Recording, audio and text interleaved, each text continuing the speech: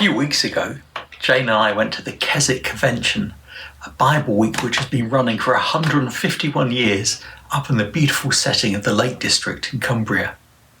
The theme of this year's conference was Strong in His Strength.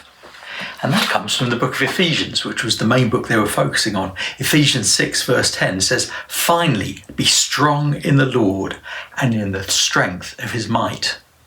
The wonderful thing about the book of Ephesians is it's not about all the things we have to do, although it tells us to be strong in the Lord, but it spends most of the book telling us how much has already been done in Jesus Christ. In him, all these things have been accomplished. When trying to get my head around books of the Bible, I find it really helps to have just a few words to summarise what it's all about. And the best summary I've ever found for the book of Ephesians was not from Keswick, but from a book by a man called Watchman Nee, who was a Chinese Christian in the middle of the 20th century, who was involved in great evangelistic outreach, but then also endured under persecution as communism locked down.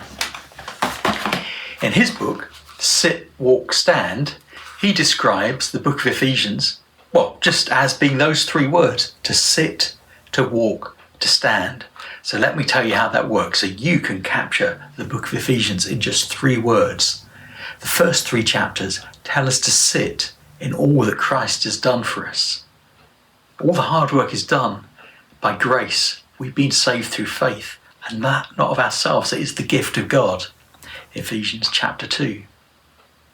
In chapters 4 and 5 and the first part of chapter 6, Paul tells us to walk in Christ and to walk in a manner worthy of the calling with which we've been called. Finally, in chapter 6, beginning at verse 10 and running on to the end, it tells us to be strong in the Lord and in the strength of his might, to put on the full armour of God and to stand in that. So sit, walk, stand. That's all you need to remember to have the book of Ephesians stored in your head.